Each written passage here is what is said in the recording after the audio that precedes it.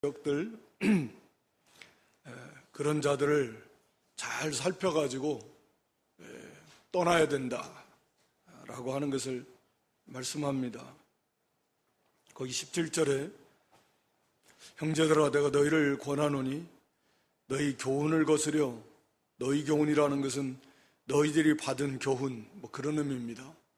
그러니까 로마 교회 성도들이 바르게 잘 교훈을 받았는데, 바른 복음을 받았고 바른 진리로 이렇게 가르침을 받았는데, 또 오늘 여기 로마서를 통해서도 사도 바울이 중요한 바른 진리를 전해줬는데, 이 진리를 거스려서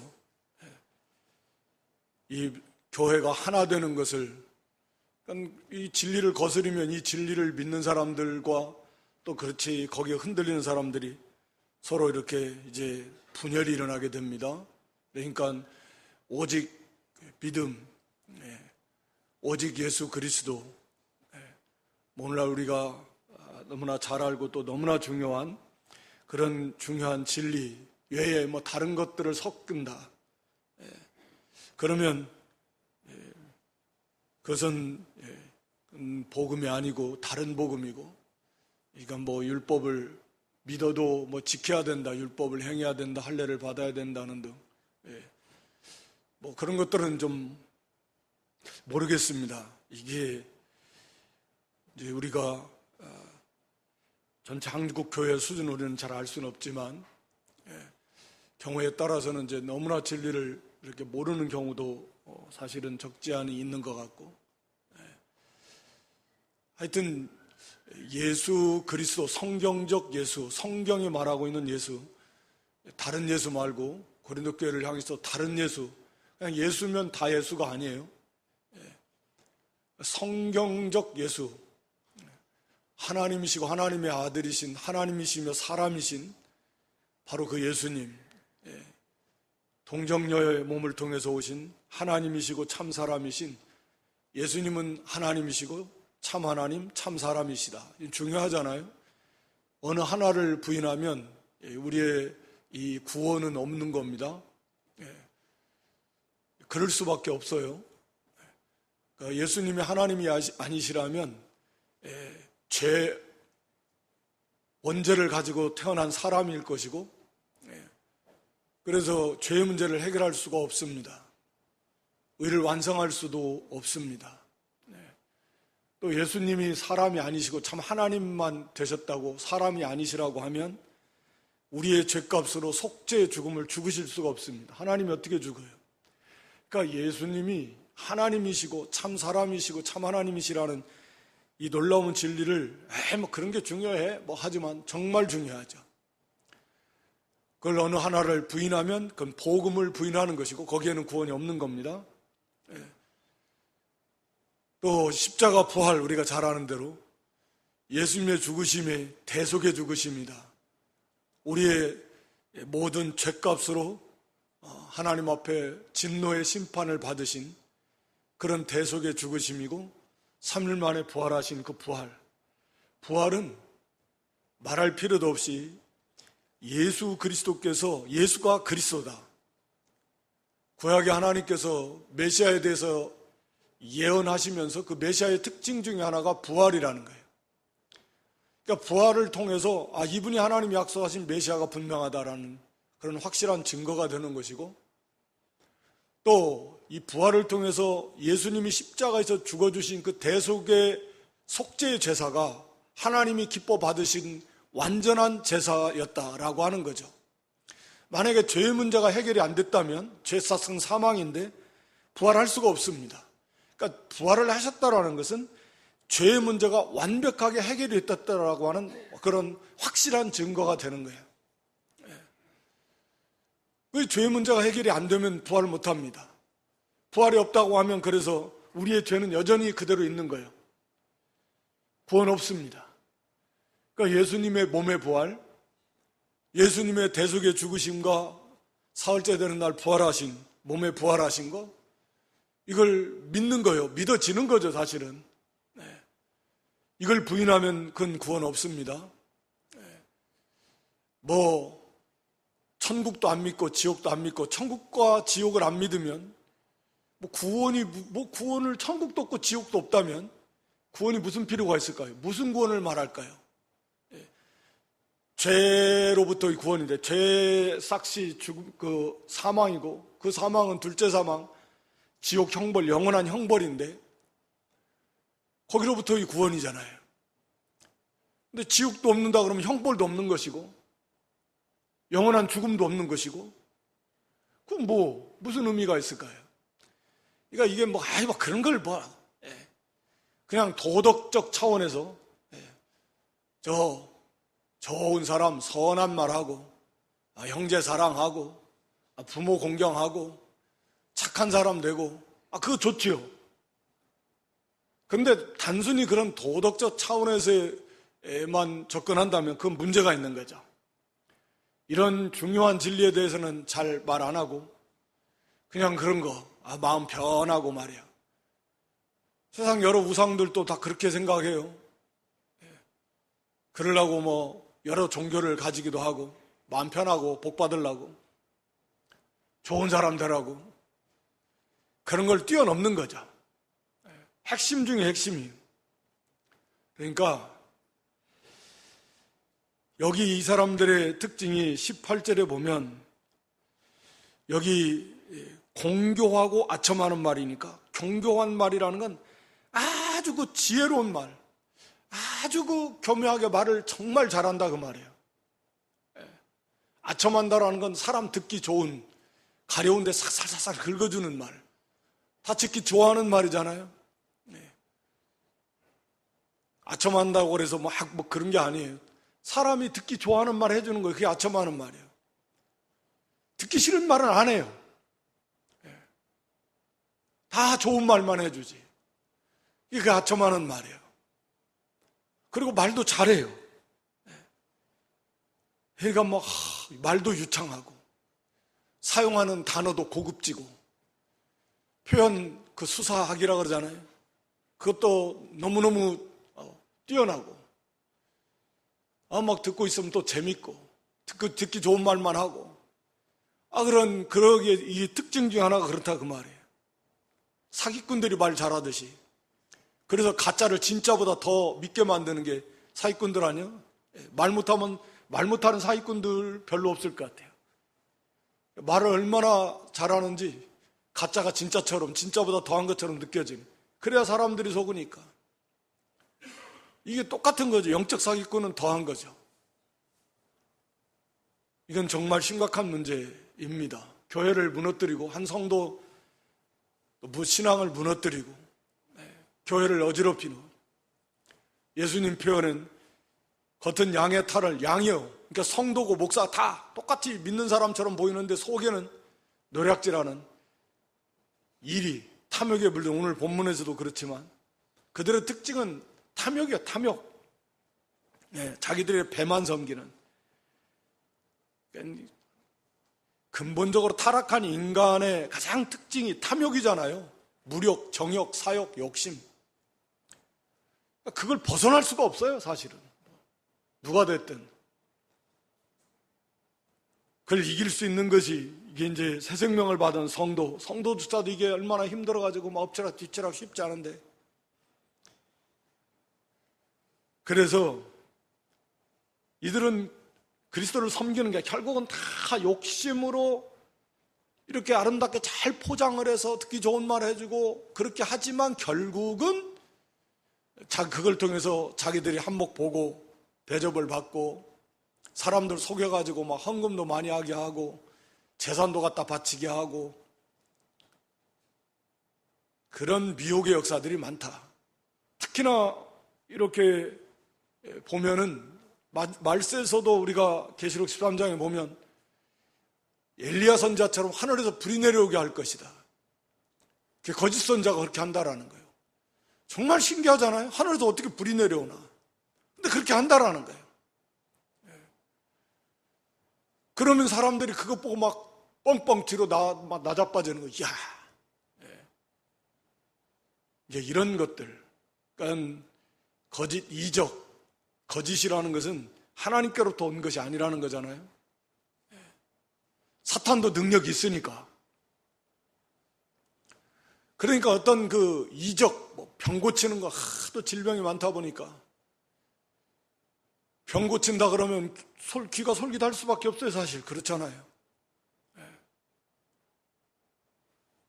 근데 그런 것들에 현혹되기 쉬운 거죠. 어떤 신비한 거, 인간은 다 그래요. 눈으로 보고 귀로 듣고 손으로 만지고 이러한 오감을 통해서 뭔가 확신하고 싶어하는 본능이 있어요. 그런데 우리 참 기독교 성경은 말씀만 붙들으려 하는 거예요. 말씀. 눈에 보이지도 않고 귀로 음성이 들리지는 것도 아니고 환상을 보는 것도 아니고 손으로 만질 수 있는 것도 아니고 그냥 말씀을 굳게 붙들으라니까 이렇게 이게 좀 어렵고 뜬구름 잡는 것도 같고 뭔가 좀 확실하지도 않은 것 같고 그런데 음성이 들려오고 뭐가 보이고 이렇게 확실하면 거기가 또 진짜 그런가? 그럴만하게 또 말도 하고 그렇게 해서 넘어가는 거예요. 아예 그냥 드러난 이단들 같으면 그래도 교회들이 드러나서 이건 이단이다 하면 좀 조심하게 되고 그런데 그렇게 큰 이단들 말고 너무 많으니까 드러나지 않은 그런 속이는 사기꾼들 같은 경우는 알기 어렵다. 왜? 겉으로는 사람 다 좋은 척 하니까 좋은 말 해주고 말도 잘하고 드러내놓고 그냥 진리를 거스리면 그건 좀 알겠는데 또 은밀하게 아주 그런 말은 잘 안 하면서 이게 구렁이 담 넘어가듯이 쓱 그냥 지나가면서 그 좋은 말 해주고 하면서 그렇게 사람들을 이 도둑질해 간다네. 그래서 참 조심해야 됩니다. 그래서 여기 살피라는 말은 너희를 거치게 하는 자 살피라. 이 살피라는 이 단어에서 망원경 앞에 저기만 붙이면 또 현미경인데 이 단어 자세하게 주의하게 살펴야 돼. 그러니까 예를 들어서 아마 갑자기 로또에 당첨이 됐다. 그럼 전화만 어디서 걸려와도 이게 무슨 전화일까? 하도 이게 무슨 사기꾼들이 들러붙을 수 있으니까 조심할 거 아니에요? 누가 만나자 그래도 조심하게 돼. 혹시 내 돈 가져가려고 하는. 그러니까 이 영적인 일은 그거보다 훨씬 비교할 수 없을 만큼 중요하고 우리 주님께서도 마지막 말세의 특징 중 하나가 그 시대에도 벌써 그랬는데 오늘 이 시대는 2000년이 지난 이 시대는 얼마나 많은 이단들이 많겠습니까? 또 이단의 그 죄악된 사상들, 자유주의 신학 사상들, 어떤 단체로서의 이단은 아닌데 그 이단 사상이 교회 안에 많이 들어오는 거죠. 그러니까 조직화된 이단은 아닌데 이단의 사상들이 들어와요. 그래서 교회를 어지럽히고 무너뜨립니다. 성도 신앙을 무너뜨려요. 이게 참 문제예요. 알게 모르게 다 물이 들어가고 있습니다. 시대가 다 그러니까 다 그래도 괜찮은 줄 알고 있는 거예요. 그런데 성경에 비춰보면 그렇지 않거든요. 그래서 하여튼 삼가 조심해서 우리가 너희에게 받은 교훈, 하나님의 말씀을 우리가 받은 배우고 확신한 일에 거하면서 말씀의 절대적 그 기준을 가지고서 이걸 잘 비춰봐야 돼요. 자기 자신부터도 비춰봐야 되고 이 말씀에 나도 모르게 지금 젖어 있는 이 이단 사상, 잘못된 사상에 젖어 있는 그런 것은 없는가? 이 말씀에 딱 기준에 비춰봐야 되는 거예요. 자주 말씀드리지만 또 나오겠거니 생각하시겠지만 이 주일성수 문제 같은 게 그래요. 성경은 분명히 한 날을 그 날을 거룩하게 구별하라 그런 거예요. 한 날을. 그런데 이게 어느 순간 어느 때부터인가 이게 그냥 한 시간 예배 드리는 그 시간 주일날 예배 한 시간만 드리면 된다. 사람들의 편의를 위해서 사람이 많아서도 그러겠지만 사람들의 편의를 위해서 아침부터 1부, 2부, 3부, 4부, 5부. 왜냐하면 일 보러 갈 사람은 아침 1부 일찍 나와서 보고 가면 마음도 좀 편하잖아요. 일하러 가야 되는데 11시 예배하려면은 그때는 시간이 하면서 안 되고, 그러니까 아침에 좀 일찍 1부 예배를 시작하면 그래, 그러면 일찍 한번 왔다가 가면 나머지 시간은 볼일 볼 수도 있고. 예. 그러니까 이게 생각하면 그래도 그렇게 한번 왔다 가는 게 낫지, 아예 안 나오는 것보다는 그렇게 해서 왔다 가는 게 낫지 않나? 또 그게 인간 생각하면 그래, 그럴 수 있어요. 그러니까 그렇게 만들었겠죠. 그러나 결국 그게 1시간 왔다 예배 드리면 주의를 지킨 것이다. 그러니까 이런 사상들이 이게 잘못된 사상들이죠. 하루 종일 예배만 드리라는 것은 아니지만 중요한 것은 한 날을, 성경은 분명히 그 날을 거룩하게 구별하라는 거예요. 거룩이라는 것은 구별해서 하나님께 드렸다라는 의미입니다. 항상 거룩이라는 의미는 세상으로부터 구별해서 우리 자신이 거룩한 백성, 성도라는 말은 구별해서, 세상으로부터 구별해서 하나님께 바쳐줬다. 그게 성도예요. 그러니까 거룩이라는 것은 세상 다른 날과 구별되어서 이것은 하나님께 바쳐진 날, 하나님께 속한 날, 그게 거룩이라는 의미예요. 그게 거룩한 날이라는 의미예요. 그게 주일이라는 의미죠. 이런 개념들이 성경에 비춰보면 다 무너져가지고 그냥 예배 1시간 정도 참여하면 그것만 해도 아주 믿음이 좋은 거예요. 안 빠지고 1년 52주만 나와도, 오전 예배 1시간만 나와도 믿음이 좋다 인정을 받을 수밖에 없는 그런 시대가 되어버렸으니까 하나님은 과연 또 어떻게 평가하실까? 나머지 시간 어떻게 보내는지 우리는 알 수 없고, 하나님은 한 날을 거룩하게 구별해서 하나님 앞에서 살고 예배 중심으로 해서 하나님 기뻐하시는, 하나님으로 즐거워하고 구원의 은혜 감사하면서 영육간의 참된 안식을 누리면서 영원한 천국 안식을 소망하면서 하나님과의 관계 속에서 자기 자신의 정체성을 다시금 회복시키면서 그렇게 한 날을 은혜 가운데 풍성히 보내서 나머지 또 6일 동안 선한 싸움을 싸워나가야 되는데, 이렇게 이 넓어져 버린 잘못된 것을 받아들이고 교회들이 다 무너져 버리고, 예배도 그렇지만 모든 면면들이 우리가 말씀에서 떠나서 그저 사람들이 그렇게 가니까, 모든 사람들이 대부분 다 그러니까 그것이 괜찮은 줄 알지만 그렇지 않다. 그러니까 조직화된 이단은 말할 필요도 없고, 갈수록이 더 겸허하게 그런 사람들이 많이 나올 것이고, 특히나 조심해야 될 것이 그런 이적, 어떤 신비한 체험, 거듭 강조하지만 이것에 넘어가기 쉬워요. 왜냐하면 보통 이 신앙생활이 미지근하기 쉽거든요. 항상 막 은혜가 있어서 막 뜨겁고 막 감사가 넘치고 이러면 좋은데, 그냥 미지근해가지고 그냥 뜨거운 것도 아니고 찬 것도 아니고 그냥 뭔가 좀 뜨겁고는 싶은데, 뭔가 자기도 다 하나님을 막 뜨겁게 살아있는데 이런 것이 없다. 그런 것을 다른 데서 찾는 거예요. 교회가 나하고 안 맞나? 이런 게, 교회가 안 맞으면 그건 성도가 아니지. 교회가 잘못된 교회가 아니라면, 성도하고 교회, 성도의 연합체가 교회인데 교회가 자기하고 안 맞으면 문제가 있는 거예요. 물론 그런 의미는 아니겠죠. 그러나 그러다 보니까는 이제 무슨 그런 데 귀를 기울이고, 그렇지 않아요. 언제나 하나님의 말씀, 그 데살로니가후서 2장 9절로 12절에 보면, 보여줘 보세요. 데살로니가후서 2장 9절로 12절, 우리가 잘 아는 말씀인데, 거짓 역사들이 어떤 사람들에게 임하냐면, 악한 자에 임하면 사단의 역사를 따라 모든 능력으로 임해요. 표적과 거짓 기적. 그러니까 이런 표적이 나타나요. 기적이 나타납니다.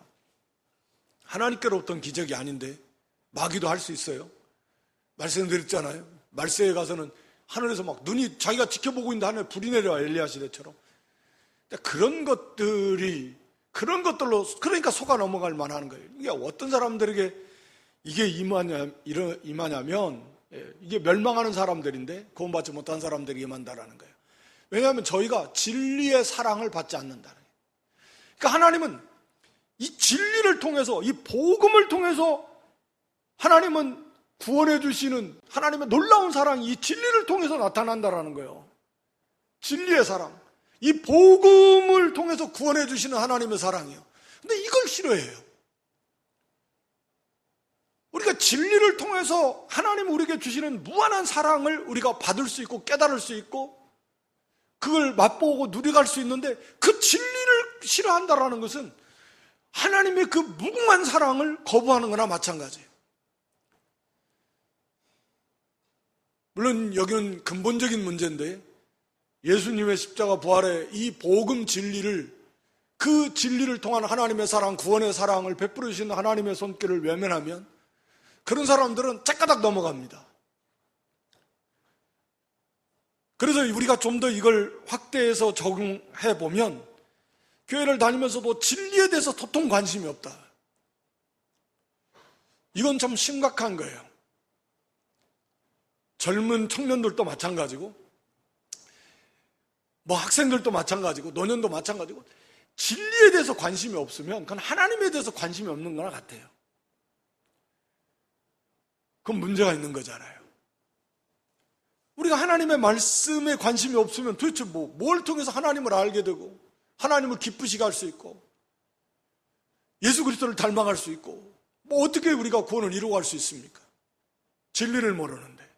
그러니까 진리에 대해서 관심이 없다, 사랑이 없다, 이것은 정말 심각한 문제다 라고 하는 거죠. 다른 것에 막 좋아요. 그래, 모이는 거 좋아요. 모이는 게 좋고 성도의 교제가 좋고 중요하죠. 뭐 열심히 막 내고 막 봉사하는 것도 좋아요. 다 그런 게 좋고. 그런데 성경 말씀에 대해서는 도통 별로 졸음만 오고 반씩 먹고 그래 알아도 그냥 교회 가서 1시간 듣는 것만 해도 충분하지 무슨, 이러면 좀 문제가 있는 거예요. 문제가 있습니다. 진리를 자꾸 사모해야 돼요. 그 말은 하나님을 자꾸 알고 싶어하고 예수 그리스도를 알고 싶어하고 그 사랑을 알고 싶어하고 그 하나님을 기쁘시게 하고 싶어하고 말씀을 통하지 않으면 알 수가 없는 거죠. 이 이단들을 구별하는 것도 이게 분별력이 되는 기준이 말씀인데 말씀을 모르면 어떻게 분별하겠습니까? 하여튼 간에 이 하나님의 말씀을 순종하면요 반드시 그 속에 하나님의 은혜를 체험하게 순종한 만큼 그게 신비한 역사죠. 진리가 깨달아지는 게 신비한 역사 아니에요? 말씀드리지만 예수 그리스도가 믿어지는 게 정말 신기하지 않아요? 아니 2000년 전에 저 이스라엘 땅에 하나님이 사람이 되어 오셔가지고 내 죄, 우리 죄를 대신해서 십자가에 죽으셨다는 게 그냥 어떻게 믿어질 수 있을까요? 그리고 그분이 3일 만에 살아나셨다, 부활하셨다는 게, 하늘로 올라가셨다는 게 너무나 당연한 것처럼 믿어진다는 게 그게 정말 신기하지 않습니까? 그거 어떻게 믿어질까요? 하나님의 강력한 역사가 아니면 어떻게 믿어지겠냐고요. 네? 정말 놀라운 일이거든요. 그 믿음이라고 하는 것은 그 하나님의 놀라운 역사예요. 믿음 아니면 이거 구원받을 길이 없는 건데. 거기에 비하면 다른 병 고침 받는 거 이런 것은 사실 비교할 것이 안 돼요. 아무것도 아니에요. 그 예수님이 믿어진다는, 그 예수님의 십자가 부활이 믿어진다는, 그 예수님이 지금도 하늘보다 우편에서 나를 위해서 우리를 위해서 기도하고 계신다. 아니 하나님의 성령께서, 성삼일체 하나님께서 성령 안에서 우리와 함께 내 안에 계신다는 게 믿어진다는, 얼마나 놀라운 일이에요. 그러니까 이 믿어지는 것을 당연하게 생각하지 마세요. 이건 어마어마한 일입니다. 이게 거듭나지 않으면 말도 안 되는 소리라고 하는 거죠. 그러니까 미련하게 보는 거죠. 참 어리석다, 참 한심하다. 피식피식 웃는 거죠. 대놓고 웃지는 못해도. 좀 말도 안 되는 웃기는 거잖아요. 그 사람들 입장에서 볼 때는. 얼마나 황당하겠어요. 근데 그게 믿어지다니 사실이요. 이게 얼마나 놀라운 일이에요. 근데 왜 그런 병 고치는 거, 그거 물론 작은 거 아닙니다만, 하나님의 말씀을 사모하고, 말씀대로 내 삶 속에서 작은 것부터도 실천하면 반드시 그 말씀대로 하나님이 약속하신 주시는 은혜와 평강, 기쁨, 자유, 순종한 만큼 아니 그 이상으로 하나님이 주시는 것을 맛보며 누리며 살 수 있어요. 그건 정말 신기한 거예요. 이게 진짜 신기한 거고 생명의 은혜의 역사지. 믿고 순종함 속에서 오는 하나님의 은혜를 체험하고 하나님을 알아나가는 거예요. 내 삶 속에서. 그래서 마음이 기쁘고, 기쁠 만한 거 환경은 똑같은데 왜 기쁠까요? 왜 내 마음이 평안할까요? 왜 염려와 근심과 걱정으로부터 자유로울까요? 그러니까 이게 우리가 말씀을 순종하면서 순종하려고 힘을 쓰면서 그런 삶을 살면 반드시 그 가운데서 주시는 살아 역사하시는 하나님이시니까, 말씀대로 역사하시니까 그런 은혜를 체험하는데, 그런 것은 안 하려고 그러는 거예요. 그러니까 거기에 문제가 있는 거예요. 어느 시대나 오늘날에는 특히 더. 그러니까 말씀을 그대로 믿고 그대로 순종하려고 힘을 안 쓰니까, 안 쓰면서 체험을 하고 싶고, 이게 모순이죠. 성경은 그 말씀대로 살면 약속한 대로 영적 육적인 것을 하나님이 약속한 대로 자기가 받을 건데, 왜 순종하려고 안 하고 순종 안 하면서 욕심으로 뭘 자꾸 체험만 하려고 하냐예요. 안 되는 거죠. 그래서 잘못하면 미혹당하는 거예요. 나중에라도 돌아오면 그게 얼마나 많은 손해를 당하는 겁니까? 얼마나 많은 기회를 잃어버리는 것입니까? 하여튼 아무리 강조해도 지나치지 않는 하나님의 말씀을 우리가 사모해야 됩니다. 하나님의 말씀을 사모함이 없다라는 건 내 영적인 상태가 건강하지 못하다. 그건 정확한 진단이에요. 누가 됐든지. 그건 하나님을 사모함이 적다는 얘기예요. 하나님을 알고 싶어하는 마음이 없다라는 거예요. 적다라는 거예요. 하나님의 뜻을 알고 그 하나님을 기쁘시게 하고 또 그리스도를 닮아나가고, 이 말씀을 모르고서는 불가능합니다. 그러니까 이 문제가 있는 것은 언제나 내 안에 내가 말씀에 사모함이 없고 간절함이 없고 말씀대로 살려고 힘쓰고 애쓰지 않고, 그러면서 잔뜩 욕심만 가지고 신비한 것만 체험하고 싶고, 그러니까 넘어간다. 이 말씀에 집중하고 알면 다 분별을 하게 되고 자라나면서 알게 되고, 그것이 얼마나 이 어리석고 잘못된 것이라고 하는 것을 알게 되는데, 그게 안 되니. 그래서 이 말씀에 집중하시고 사모하시고, 그리고 받은 바 말씀대로 살려고 힘을 쓸 때 거기에 하나님의 은혜를 체험하게 될 것입니다.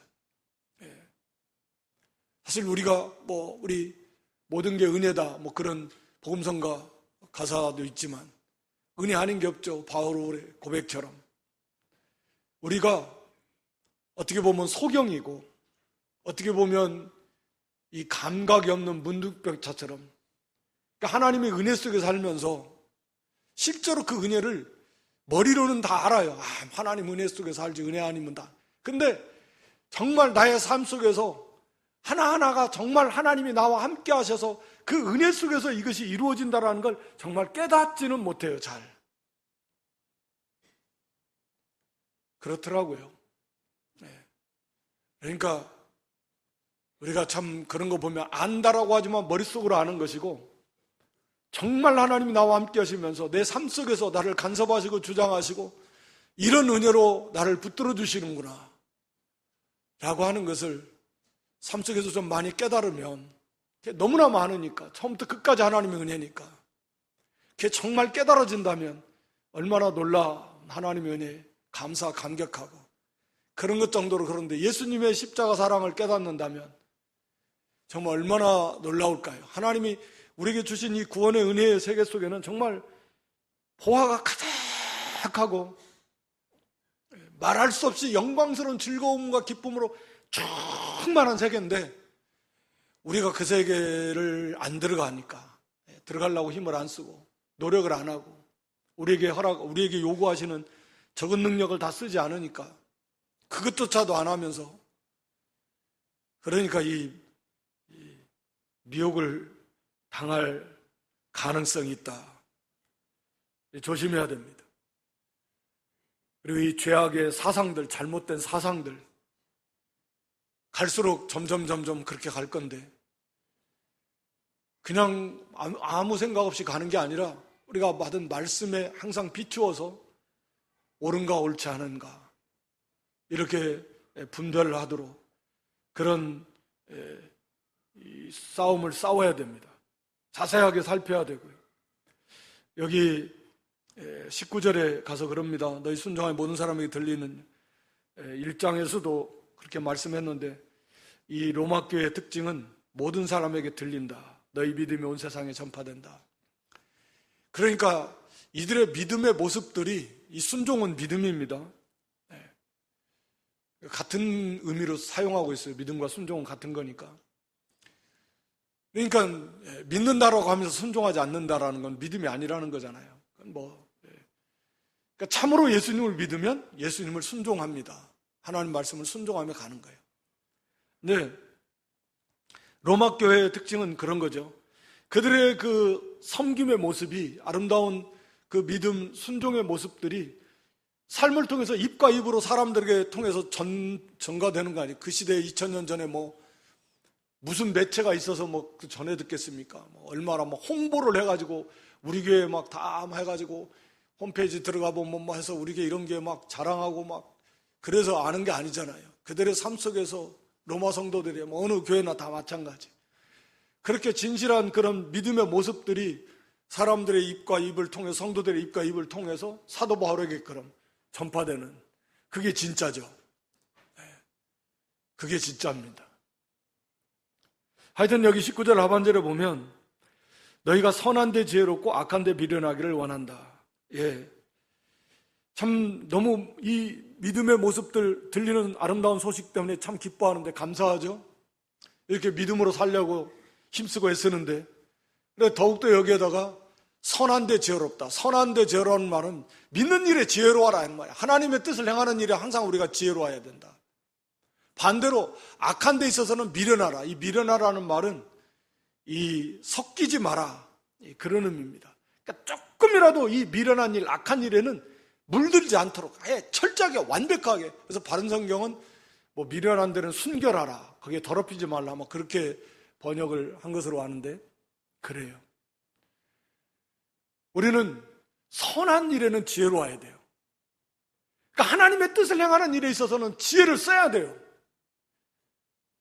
그러니까 같은 사도 바울이 에베소 5장 15, 16절에 보면 지혜 없는 자처럼 하지 말고, 즉 세상 사람들처럼 하지 말고, 우리는 영적 지혜를 가진 사람들이니까 지혜 있는 자처럼 자세히 주의해서 세월을 아끼라.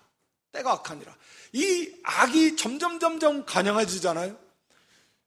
점점 이제 말세가 가까울수록 악이 더 가득 차요. 악은 더 깊어지고 더 악해지고 양도 많아지고 질적으로도 더 악해집니다. 언제나 죄의 특징은 그런 거죠.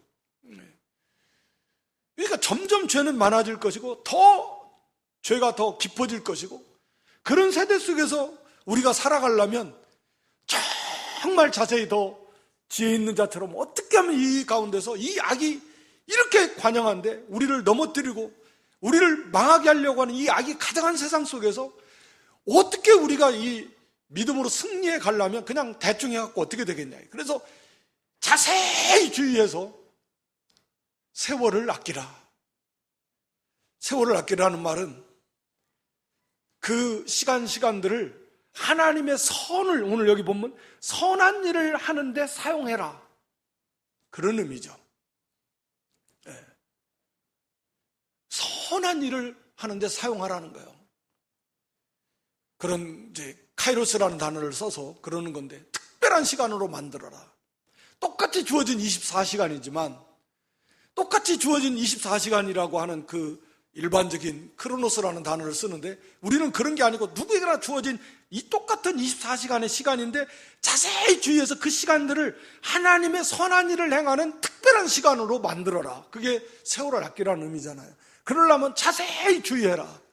오늘 여기 본문의 말씀에도 선한데 지혜로워라는 말은 그런 말씀이에요. 지혜를 써가, 야, 어떻게 하면 이 상황 속에서 우리가 선을 행할 수 있을까? 하나님의 뜻을 이룰 수 있을까? 어떻게 하면 저 친구한테 복음을 전할 수 있을까? 어떻게 하면 이 세상에서 믿음을 지킬 수 있을까? 어떻게 하면 의를 행할 수 있을까? 어떻게 하면 이 죄와 악을 멀리하고 내가 거룩함을 유지하고 지키고 나갈 수 있을까? 하여튼 믿는 일에 지혜를 써서 모든 힘을 다 써서 이 선을 행하는 일에 힘을 써야 된다는, 그냥 대충 되는 대로 하는 게 아닙니다. 되는 대로 해가지고는 어림도 없어요. 우리가 하는 대로. 이 세상이 악이 가득한데, 이렇게 악이 가득한데 눈만 뜨고 귀는 뭐 열기도 전에 자연적으로 지가 열어져 있으니까 막 눈으로 보여지고 들려지고 하는 온통 세상이 다 철저하게 물질 중심이고 쾌락 중심이고 세상 중심이고 막 다 우리가 경건한 삶과는 거리가 먼 세상 속인데 그 속에서 우리가 살아가야 되잖아요.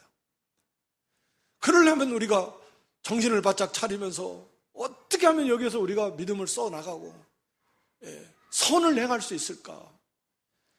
어떻게 하면 이 시간들을 쪼개서 우리가 성경을 읽고 배우고 기도하고 복음도 전해야 되고 뭐 할 일도 많은데 어떻게 해야 될까? 그냥 되는 대로 하고 그런 일을 어떻게 하겠습니까? 계획도 짜고 막 지혜를 써서 특별히 시간들을 그렇게 하나님 선한 일을 행하는 데 사용하도록 그렇게 힘을 써야 되는 거죠. 선한 데 지혜로워야 됩니다. 그렇게 하지 않으면 안 된다. 쉽지 않다. 정말 느끼듯이 그냥 자기도 모르는 사이에 하루가 지나갔는데 보면 뭐 기도도 못하고 성경도 못 읽고 그냥 복음도 못 전하고, 아니 하나님을 생각한 적도 별로 없는 것 같고 하나님의 백성으로서 선한 그 빛을 비춘 것도 별로 없는 것 같고, 아니 오히려 막 마음과 생각이 막 뒤집어져 가지고 막 요동해 가지고 세상에 물질에 막 우리가 정신 안 차리면 매일매일의 삶이 그렇게 된다니까요. 그렇게 돼요. 그러니까 우리가 선한데 지혜로워요. 돈 버는데 지혜를 써서 돈도 잘 벌으면 좋겠지만 그거보다 훨씬 더 선을 이루는데 의를 행하는 일에 모든 힘을 다 쏟아서 그게 참 지혜다. 그걸 이루어 나가는 그 가치는 이제 정말 우리가 잠시 잠깐은 우리가 주님 앞에 다 서게 될 건데 그때 다 드러나게 될 것입니다. 여기 20절에 평강의 하나님께 속히 사단을 너희 발 아래서 상하게 하시리라. 우리 주 예수의 은혜가 너에게 있을지어다. 이거 평강의 하나님께서 속히 사탄을 너희 발 아래서 상하게 하실 것이다. 이게 창세기 3장 15절 말씀 우리가 아는 대로 그 여인의 후손 그리스도께서 이 뱀의 머리를 이렇게 내 머리를 상하게 할 것이다. 그 말씀을 이제 거기에서 가져온 말씀인데 평강하나 속히 사단을 너희 발 아래에서 상하게 하실 것이다. 그러니까 이제 이 말씀대로 우리 예수님께서 여인의 후손, 즉 여인의 몸을 통해서 땅에 오신 예수 그리스도께서 십자가 부활을 통해서 사탄을 심판하셨죠. 사탄은 우리의 발꿈치, 여인의 후손의 발꿈치, 십자가를 못 박여서 자기가 승리한 줄 알았지만 발꿈치, 발 뒤꿈치 막 굳은 살 있는 거 뱀이 무는 것 같은 약간 따끔하려나 뭐 아주 큰 해를 못 끼치는 거죠. 그러나 뱀의 머리는 상하게 한다는 거 완전한 승리. 뱀은 다른 것도 그러겠지만 이 뱀은 머리 딱 치면 그냥 쭉 죽습니다. 그냥 즉사해버리는 건데 하여튼 뱀의 머리를 상한다는 완전한 승리예요. 우리 예수님께서 십자가 부활을 통해서 이루셨고 지금도 이루어 가시는데 너희 발 아래서 그러니까 우리가 예수 그리스도의 이 복음을 붙들고 복음을 빛을 비추어 나갈 때 사단의 역사가 깨 부서져 나가고 있고 이미 예수님께서 십자가 부활을 통해서 승리하셨고 이제 마지막 최종적으로 주님 재림하심으로써 그 사단은 영원한 이제 지옥 불 속에 뭐 천년왕국 때 무적에 가뒀다가 꺼내놨다가 잠깐 이제 마지막 심판 때 불 속에 불못 속에 다 이제 던져 넣게 되잖아요. 사단과 그 무리들.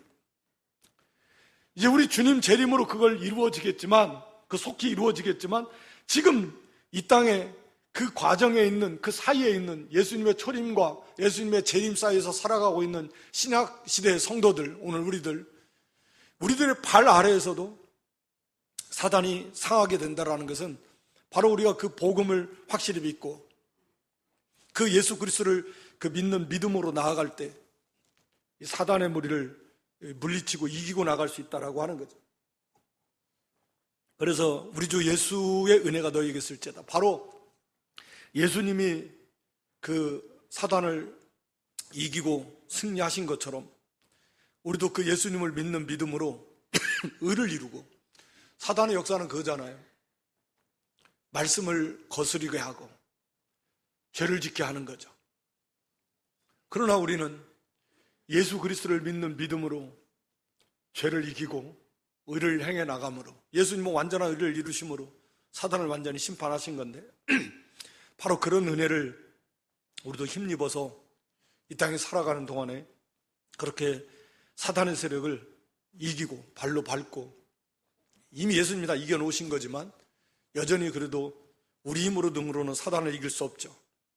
바로 그 예수 그리스도의 은혜를 힘입어서 그 복음을 들고 복음을 전하고 또 복음을 붙들고 그 믿음에 굳게 서서 흔들리지 말고 또 의를 이루어 나가는 삶을 살 때 우리가 이 사탄을 날마다 이기고 또 이기면서 승리하며 나갈 수 있다라고 하는 것입니다. 거기 21절로 다시 수고한 동역자들 간략히 이렇게 소개하고 있습니다.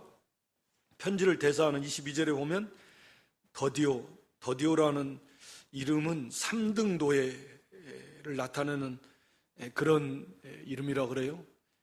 왜냐하면 노예도 1등 노예, 2등 노예, 3등 노예, 4등 노예까지 있었다고 하는데 거기 구하도, 23절에 나오는 구하도가 4등 노예라는 의미의 이름입니다.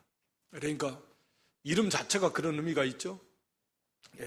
그러니까 4등 노예는 가장 낮은 자리에서 일하는 머리를 씻어주고 이런 그런 거 하겠죠. 하여튼 그런 이제 여기 3등 노예였던 더디오가 편지를 대서하는, 사도 바울의 우리가 아는 대로 하여튼 눈이 편찮아서 불러주면 저 써는 그런 일에 쓰임 받았고 4등 노예였던 구하도도 거기 23절에 보면 가요, 식주인, 아주 먹을 걸 책임져 주는 그런 봉사를 많이 한 가요도 있었고, 이성의 재무, 이성은 고린도성을 말합니다. 고린도시의 재정의 어떤 관리였을 것으로 추정하는 이 에라스도, 그러니까 이 사람은 대단한 거죠. 그 고린도시의 이 재정 파트에서 일하는 그런 관리였다.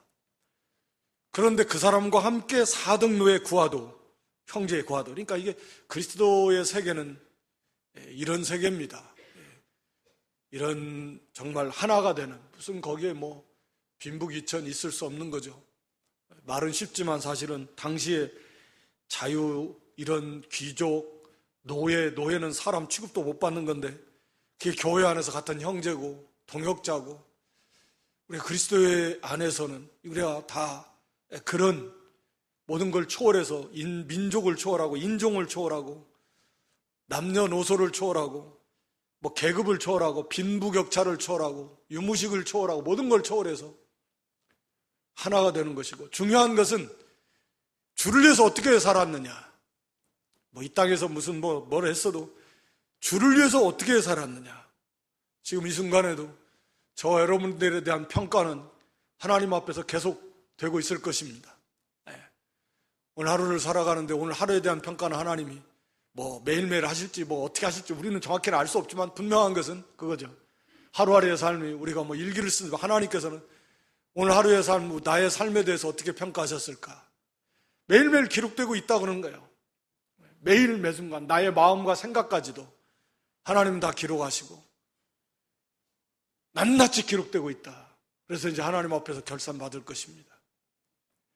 얼마나 하나님 앞에 칭찬받고 인정받을 만한 그런 삶을 살 것인가 라고 하는 거죠. 항상 이것을 우리도 기억하면서 남은 생에 하나님을 의식하고 하나님 앞에서 우리에게 주어진 그런 하나님 백성으로 살아도 주를 위해 살고 죽어도 주를 위해 죽는, 사나 죽으나 주님의 것이니까 우리의 삶의 목표가 하나님의 영광이에요. 삶의 방법도 오직 하나님에 의해서 하나님을 의지하고 하나님의 뜻을 위해서 살아가는, 아무래도 시간이 없어서 안 될 것 같고 오늘 여기 분별 말씀에 대해서 강조를 좀 해드렸는데 이건 정말 중요한 문제다라고 하는 것이고요. 하나님의 말씀에 우리가 좀 집중하고 사모하고 앙망하고, 그래서 그 말씀대로 순종하는 삶이, 그게 신앙의 핵심이에요. 간단한 거죠. 특별한 비결이 있겠습니까? 거기에 하나님의 놀라운 은혜가 다 있다. 그건 안 하고 신비한 걸 추구하는 것은 벌써 그 자체가 잘못된 것이다. 그래서 속아 넘어갈 가능성이 많고 위험합니다. 그래서 하나님의 말씀에 우리가 사모하고 그 말씀대로 힘써 순종할 때 살아 역사하시는 놀라우신 하나님의 은혜를 우리가 좀 풍성히 체험하고 그 안에서 말할 수 없는 영광스러운 즐거움으로 기뻐하고 참된 영의 자유도 맛보고 평강의 삶을 좀 사는 그런 믿음이 되고, 또 선한 일에 지혜로운, 좀 지혜를 써서 모든 힘을 다 쏟아서 믿는 일에 열심을 내고 선한 일을 이루어 나가는, 또 각자에 맡겨진 모든 본분과 사명을 잘 감당해서 하나님 앞에 지금도 기록되고 있는 우리에 대한 평가가 좀 하나님 앞에 인정받을 만한 그런 아름다운 그런 평가가 내려질 수 있도록 그런 삶을 사는 저 여러분 모두가 될 수 있기를 주님의 이름으로 축원합니다.